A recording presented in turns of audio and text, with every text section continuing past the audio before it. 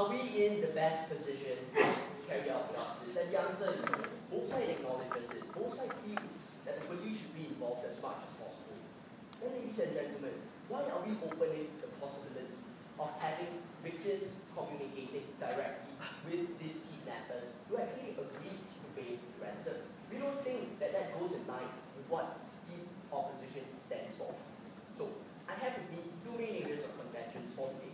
Firstly, the protection of society, which side better does it? Secondly, upholding of justice, who is in the best position to uphold it?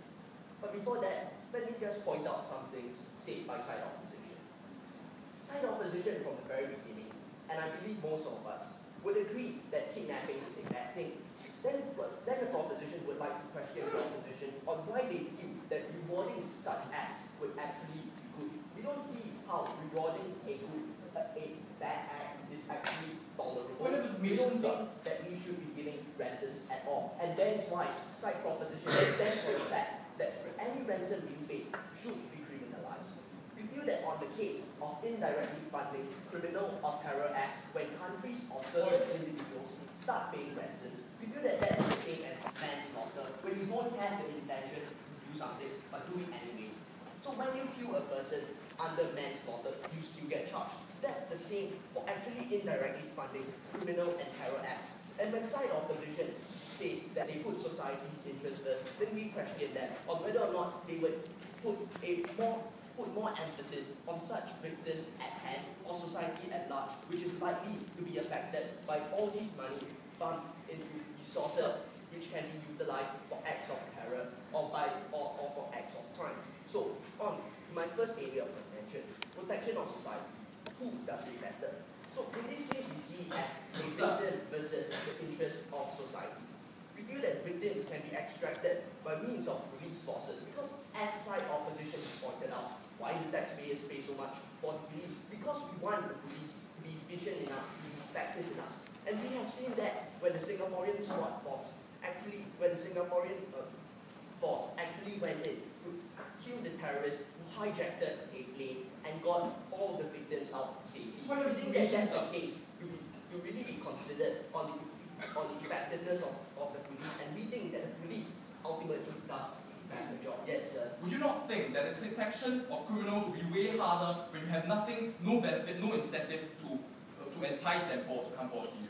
So we feel that enticing these people may lead to them not coming forward. But if they don't come forward, ladies and gentlemen, we'll go to them. We'll send forces over, and that's the point of having expensive SWAT forces. That's the point of maintaining the FBI. That's the point of maintaining the Singaporean police force. We send these forces over, we get them out. We don't need them to move forward. So on the second thing, we feel that the funding of such acts actually leads to further crime. And you see, the Somalian pirates were really poor and hungry. They asked for buns and drinks instead of $80 million in terms of ransom. And then again, what about Al-Qaeda? Driven by religious purposes. We feel that these are the people who are out there to gain ransom and then commit larger acts of terror on a larger scale. And such is something that we cannot control. So, moving on to my second area of contention, the upholding of justice. Who does it better? We say that when people are being pushed to a corner and they don't want to be prosecuted, what would they do? They would go to the police. And this is what both sides would stand for. We would want these victims or the victims' family members to approach the police. Because we want the police to be the one that upholds the justice and solves the problem. And we believe that these victim families would be more than willing to seek professional help from a bunch of people armed with working rifles rather than themselves to actually solve the problem on their own. So opposition has also brought up the point on emotional duress. Now we say that it's because kidnappers know that families can pay that they torture a person. But when we make such paying of ransom illegal, what happens? Kidnappers know that these people would be made illegal to pay and are less likely to consider paying. They give up kidnapping on the whole and demanding for ransom at all, with no incentive to kidnap. And they would know, and they would also have to ensure that the police is efficient enough to enforce this mechanism put in place. And sooner or later, these groups and these kidnappers will know that they would gain no tangible benefit from carrying out such acts, and they would eventually back out. Yes, sir. What assurance do you have that kidnappers definitely care about the law and what the law imposes on their victims? It's not about what the law imposes on their victims, but it's about what the law imposes them. Because the primary motivation for a kidnapper to move forth and kidnap his or her victims would be the ransom that comes at the end. Because we say that kidnappers don't kidnap for the sole purpose of killing. They don't kidnap for the sole purpose of torturing. They kidnap for the money, for the resources. And why would they need all these resources? Ladies and gentlemen, my substantive speaker has shown you that. And I feel, and we feel, that such should not be the case.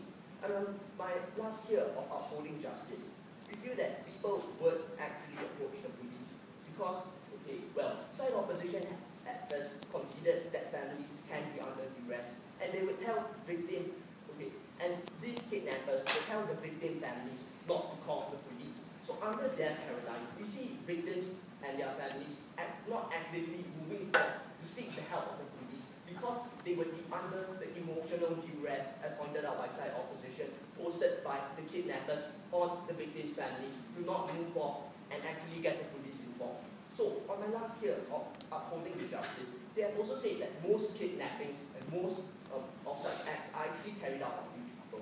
Okay, so let's assume that everyone is a rich person. Now, we would say that a rich person would not want to pay a $1 million ransom and get caught and then jailed. Because we know a rich person values his time out of prison, and such is the nature of the rich person.